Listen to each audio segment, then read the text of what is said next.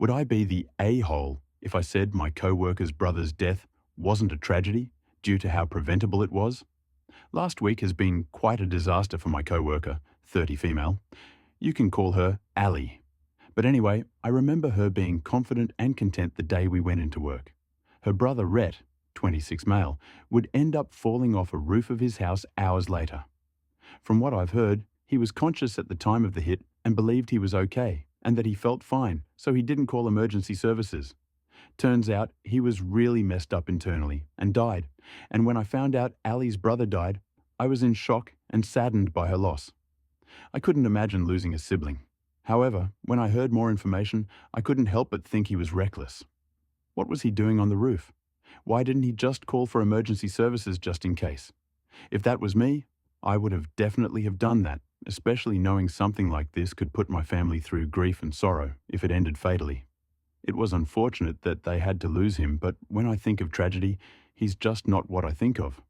Careless and reckless deaths don't belong in the same context of tragedy as other types of deaths. Now, I would never ever say this to Ali, but I've considered venting this to other friends or co-workers, but I just don't know if they would see my point or not. Many of the co-workers especially seem like the type who would disagree with my stance, but it only makes me feel it stronger in a sense.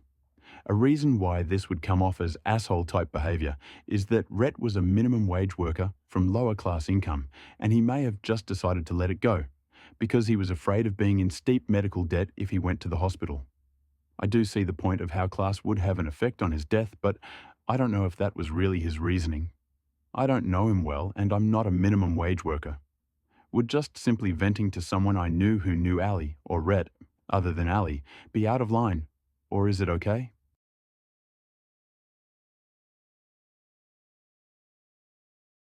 Am I the a-hole for not complimenting my wife so that she won't become vain? Context, my wife 29. Female and I 31 male have been together for 10 years. We share 3 children, 9, 7, 5. My wife was never someone to really dress up or put too much thought into her looks. She's always been beautiful, but never did much to highlight it. Until recently, she went through this crisis of feeling like she didn't have a personality outside of being a mom. Something like that. So for the last 2 years, she's started traveling more, joining different groups, dressing really nicely, wearing makeup. I never realized how much of a difference it would make, but people treat her completely different. She is constantly getting complimented, told she should be in magazines. She'll come home and happily tell me about the random stranger who was so nice to her. She randomly gets gifts. Lady at her job brought her an book series she was interested in. She gets hit on. When we go out, all these dudes want to buy her drinks. Even my family has noticed, and all of a sudden it seems like they're wondering how I ended up with her. Honestly, it's a bit overwhelming for me, and something I'm just not used to. It's kind of become annoying. Anyways, she was going out with friends, and she asked me how she looked. I just said fine. She seemed disappointed with this. My sister was over and commented that I should hype her up. I said why should I when the world already does? That I don't want her thinking too highly of herself and becoming more vain.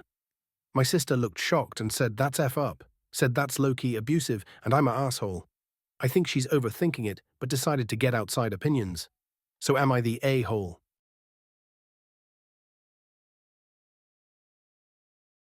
Am I the a-hole for taking a little time to myself in the mornings?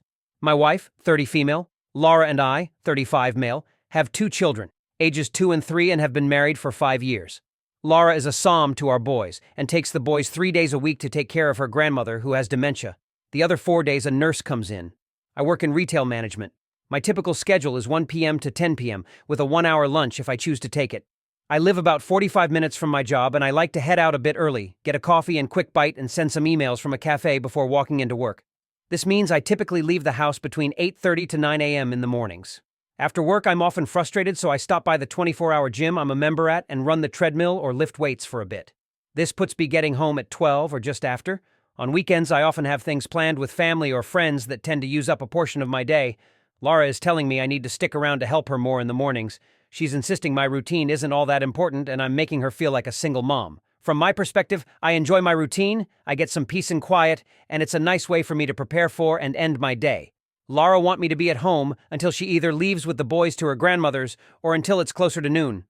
If I did that, I'd completely miss being able to go to the cafe and deal with emails while I mentally prepare myself for the day.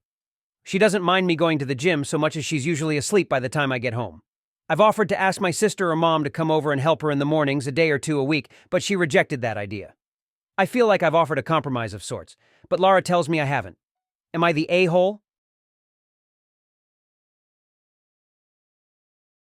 Am I the a-hole for kicking my 16-year-old daughter out the house for disrespecting her stepmom?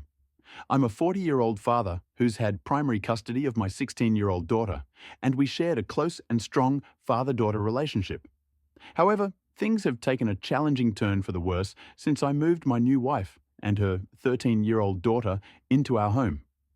My daughter has been quite vocal about her dissatisfaction with my wife's efforts to be a mother figure and the way she tries to assert authority over her. She feels uncomfortable with my wife's attempts to take on a motherly role. Additionally, my daughter believes that I've been treating my stepdaughter better than her. I don't believe I have, which has led to a significant amount of resentment. We've had multiple arguments about these issues, and it has reached a point where our household was constantly tense. We recently got into another heated argument due to my daughter cursing her stepmother out, calling her the B word, and in a moment of frustration, I suggested to my daughter that if she couldn't find a way to coexist peacefully with my wife and her stepsister, it might be best for her to move in with her mother. As a result, my daughter has gone to live with her mother, and both of us are dealing with a lot of emotional pain and distance between us. I never intended to kick her out, and I miss her terribly, but I thought it might be the best solution to prevent further conflicts in our new family dynamic. Am I the a-hole for making this decision? Thanks for watching. Comment this emoji if you watched till the end.